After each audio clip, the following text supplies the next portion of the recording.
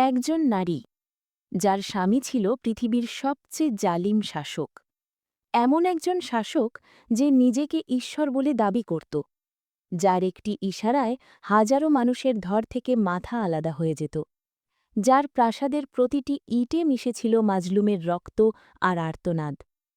কিন্তু সেই জালিম শাসকের অন্দরমহলে তার সিংহাসনের ঠিক পাশেই বাস করতেন এমন একজন নারী, যার হৃদয় ছিল আসমানের চেয়েও প্রশস্ত, যার ঈমান ছিল পাহাড়ের চেয়েও অবিচল। ইতিহাসের সেই বিস্ময়কর নারীর নাম আসিয়া বিনতে মুজাহিম।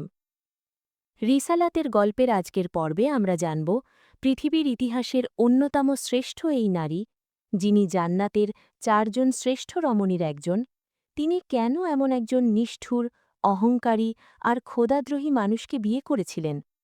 কেন আল্লাহ এমন একজন ঈমানদার নারীকে এমন একটি কুফরের অন্ধকারে, এমন এক জালিমের ঘরে রাখলেন। প্রাচীন মিশর, নীল নদের তীরে গড়ে ওঠা পৃথিবীর সবচেয়ে ঐশ্বরশালী সাম্রাজ্য।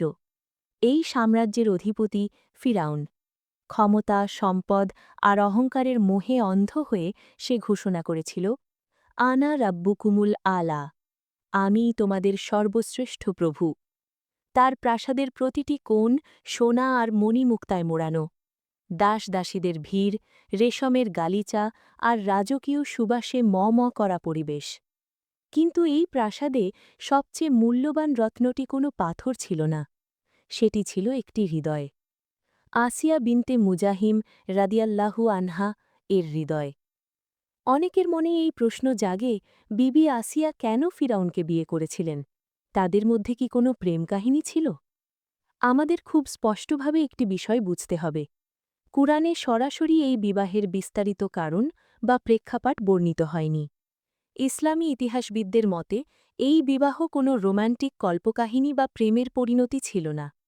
প্রাচীনকালের রাজকীয় বিবাহগুলো মূলত রাজনৈতিক জোট, বংশীয় আভিজাত্য বা ক্ষমতার সমীকরণের ওপর ভিত্তি করে হতো। ফিরাউন হয়তো আসিয়া রাদিয়াল্লাহু আনহায়ের বংশমর্যাদা, রূপ বা গুণের কারণে তাকে বিয়ে করেছিল, অথবা হতে পারে এটি ছিল এক ধরনের বাধ্যবাধকতা। কিন্তু কারণ যাই হোক না কেন, কোনো মন গড়া প্রেম কাহিনী এখানে স্থান পায় না। কারণ ঈমান এবং কুফরের মধ্যে কখনোই আত্মার মিলন হতে পারে না। বরং তাকে ফিরাউনের ঘরে পাঠানোর পেছনে ছিল মহান আল্লাহর এক সুমহান ঐশী পরিকল্পনা। আল্লাহ দুনিয়াকে দেখাতে চেয়েছিলেন, হিদায়াতের আলো কারো রাজপ্রাসাদ বা পরিবেশের ওপর নির্ভর করে না। আল্লাহ চাইলে কুফরের সবচেয়ে অন্ধকার দুর্গের ভেতরেও ঈমানের সবচেয়ে উজ্জ্বল প্রদীপ জ্বালাতে পারেন। সময় গড়িয়ে যায়। ফিরাউন এক দুঃস্বপ্ন দেখে বনি ইসরায়েলের নবজাতক পুত্র সন্তানদের হত্যার নির্দেশ দিল। মিশরের বাতাস মায়েদের কান্নায় ভারী হয়ে উঠল। ঠিক সেই ভয়ঙ্কর সময়ে মহান আল্লাহ তার এক বিস্ময়কর পরিকল্পনা বাস্তবায়ন করলেন। সূরা আল কাসাসে আল্লাহ তাআলা সেই অদ্ভুত সুন্দর ঘটনার বর্ণনা দিয়েছেন। নীল নদের বুক চিরে ভেসে এলো একটি ছোট্ট বাক্স। প্রাসাদের দাসীরা সেটি তুলে আনল। যখন বাক্সটি খোলা হল, ভেতরে শুয়ে আছে চাঁদের টুকরোর মতো ফুটফুটে একটি শিশু। সেই শিশুটি আর কেউ নন, তিনি ছিলেন শিশু মূসা আলাইহিস সালাম। ফিরাউনের জল্লাদদের তলোয়ার যখন শিশুটির দিকে ধেয়ে আসছিল, তখন ঢাল হয়ে দাঁড়ালেন এই নারী। আসিয়া রাদিয়াল্লাহু আনহায়ের অন্তরে আল্লাহ তাআলা শিশু মূসা আলাইহিস সালামের জন্য এমন এক গভীর ভালোবাসা আর মাতৃত্বের স্নেহ ঢেলে দিলেন, যা পৃথিবীর কোনো ভয়ঙ্কর শক্তিও ছিন্ন করতে পারল না। তিনি ফিরাউনের চোখের দিকে তাকিয়ে বুক চিতিয়ে বললেন, এই শিশুটি আমার আর তোমার নয়নমণি, তাকে হত্যা করো না। হতে পারে সে আমাদের উপকারে আসবে, অথবা আমরা তাকে সন্তান হিসেবে গ্রহণ করে নেব। সূরা আল কাসাসের ৯ নম্বর আয়াতে। কি অদ্ভুত আল্লাহর কুদরত! খেয়াল করুন, যে ফিরাউন হাজার হাজার শিশুকে হত্যা করল তার সিংহাসন বাঁচানোর জন্য, সেই ফিরাউন নিজের সবচেয়ে বড় শত্রুকে, আল্লাহর নবীকে, নিজেরই প্রাসাদে নিজেরই অর্থে নিজের স্ত্রীর কোলে লালন পালন করতে বাধ্য হল। আর এই অসম্ভবকে সম্ভব করার মাধ্যম ছিলেন আসিয়া রাদিয়াল্লাহু আনহা। রাজপ্রাসাদের ঐশ্বর্য, দাসদাসীদের সম্মান, এসব কিছুই আসিয়া রাদিয়াল্লাহু আনহায়ের অন্তরে শূন্যতা ঘোচাতে পারেনি। তিনি গভীরভাবে উপলব্ধি করতেন, এই মাটির তৈরি ফিরাউন কখনোই ঈশ্বর হতে পারে না। তার আত্মা খুঁজছিল সত্যিকারের স্রষ্টাকে। আর যখন মুসা আলাইহিসালাম নবুয়ত পেলেন, জাদুকরদের সাথে তার মোলাকাত হল এবং সত্য দিনের আলো মিশরে ছড়িয়ে পড়ল, তখন আসিয়া রাদিয়াল্লাহু আনহায়ের হৃদয়ে সেই আলোয় উদ্ভাসিত হয়ে উঠল। তিনি একনিষ্ঠভাবে ঈমান আনলেন, রাব্বুল আলামিনের কাছে নিজের মাথা নত করে দিলেন। কিন্তু এই ঈমান ছিল গোপন। রাজপ্রাসাদের অন্ধকার করিডরগুলোতে রাতের গভীরে তিনি সিজদায় লুটিয়ে পড়তেন সেই রবের সামনে, যিনি আসমান ও জমিনের একমাত্র অধিপতি। কিন্তু সুগন্ধি যেমন বেশিদিন লুকিয়ে রাখা যায় না, ঈমানের আলো তেমনি চিরকাল গোপনে থাকে না। একদিন ফিরাউন জেনে গেল, তার নিজের স্ত্রী মিশরের মহারানী মুসার রবের ওপর ঈমান এনেছে। ফিরাউনের অহংকারে যেন বজ্রপাত হল। যে নিজেকে খোদা দাবি করে, তার নিজের স্ত্রীই তাকে অস্বীকার করেছে। প্রথমে সে প্রলোভন দেখাল, মিশরের সমস্ত সম্পদের লোভ দেখাল, বোঝানোর চেষ্টা করল। কিন্তু আসিয়া রাদিয়াল্লাহু আনহায়ের অন্তর তখন এই পৃথিবীর সীমানা ছাড়িয়ে জান্নাতের সুবাস পাচ্ছিল। তিনি ফিরাউনের সমস্ত প্রস্তাব পায়ে ঠেলে দিলেন। শুরু হল ইতিহাসের অন্যতম নির্মম নির্যাতন। মিশরের মহারানী, যার হাঁটার পথে দাসীরা রেশম বিছিয়ে দিত, আজ তাকে তপ্ত মরুভূমির উত্তপ্ত বালির উপর শুইয়ে দেওয়া হল। তার হাত ও পায়ে পেরেক ঠুকে দেওয়া হল। বুকের উপর চাপিয়ে দেওয়া হল বিশাল ভারী পাথর। রক্তের নেশায় উন্মত্ত ফিরাউন চিৎকার করে বলছিল, এখনও সময় আছে, আমার প্রভুত্ব মেনে নাও।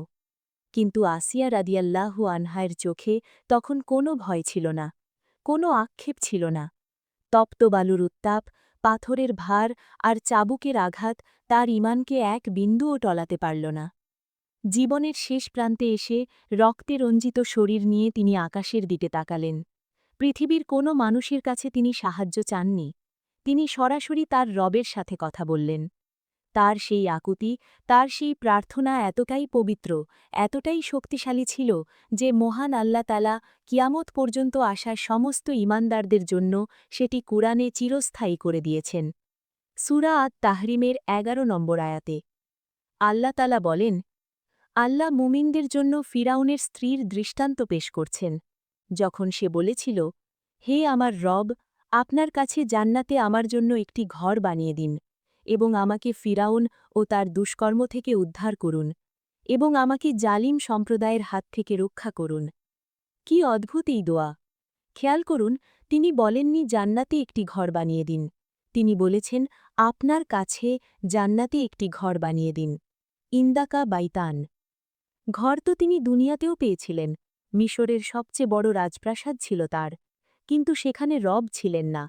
তাই তিনি জান্নাতের রাজপ্রাসাদের চেয়েও বেশি চেয়েছিলেন সেই প্রাসাদের মালিকের নৈকট্য। তিনি আল্লাহর প্রতিবেশী হতে চেয়েছিলেন। রাসূলুল্লাহ সাল্লাল্লাহু আলাইহি ওয়াসাল্লাম জানিয়েছেন, আসিয়া রাদিয়াল্লাহু আনহায়ের এই দোয়ার পরক্ষণেই তার চোখের সামনের পর্দা সরিয়ে দেওয়া হয়। তিনি দুনিয়াতে বসেই জান্নাতে তার জন্য নির্মিত ঘরটি দেখতে পান। ফিরাউন যখন তাকে শেষ আঘাতটি করতে যাবে, ঠিক তার আগেই তিনি জান্নাতের সেই অপরূপ দৃশ্য দেখে হেসে ওঠেন।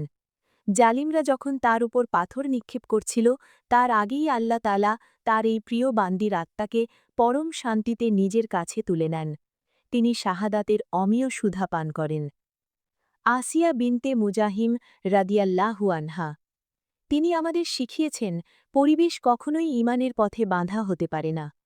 আজকের আধুনিক সমাজে অনেক নারী, অনেক মুসলিম ভাইবোন হয়তো এমন পরিবেশে আছেন বা এমন পরিবারে আছেন যেখানে দিন পালন করা কঠিন, যেখানে চারপাশের পরিবেশ ইসলামের অনুকূলে নয়। তারা হয়তো হতাশ হয়ে পড়েন, ভাবেন আমি কিভাবে ঈমান ধরে রাখব। তাদের জন্য আসিয়া রাদিয়াল্লাহু আনহা এক জ্বলন্ত আলোকবর্তিকা। আপনার পরিবেশ কি ফিরাউনের রাজপ্রাসাদের চেয়েও খারাপ? আপনার স্বামী বা আপনার চারপাশের মানুষ কি ফিরাউনের চেয়েও বড় জালিম? যদি আসিয়া রাদিয়াল্লাহু আনহা পৃথিবীর সবচেয়ে নিকৃষ্ট মানুষের ঘরে বসে সবচেয়ে বিলাসবহুল রাজপ্রাসাদের মোহ ত্যাগ করে পৃথিবীর শ্রেষ্ঠ ঈমানদারদের একজন হতে পারেন, তবে আপনি কেন পারবেন না? সম্পদ, ক্ষমতা আর রাজপ্রাসাদের মোহ তাকে আল্লাহর রাস্তা থেকে সরাতে পারেনি। তিনি দুনিয়ার কাঁচের টুকরোর বিনিময়ে জান্নাতের হীরা কিনে নিয়েছিলেন। ফিরাউন আজ ইতিহাসের এক অভিশপ্ত নাম। তার সংরক্ষিত মামিটি আজ সারা বিশ্বের মানুষের কাছে এক ঘৃণার পাত্র। আর আসিয়া রাদিয়াল্লাহু আনহা, তিনি আজ জান্নাতের রানী, কিয়ামত পর্যন্ত কোটি কোটি মুসলিমের হৃদয়ের শ্রদ্ধা আর ভালোবাসার স্পন্দন। হে আল্লাহ, আমাদের আসিয়া রাদিয়াল্লাহু আনহায়ের মতো ঈমানি দৃঢ়তা দান করুন। দুনিয়ার মোহের বদলে আপনার কাছে জান্নাতে একটি ঘরের স্বপ্ন দেখার তৌফিক দিন। আমিন।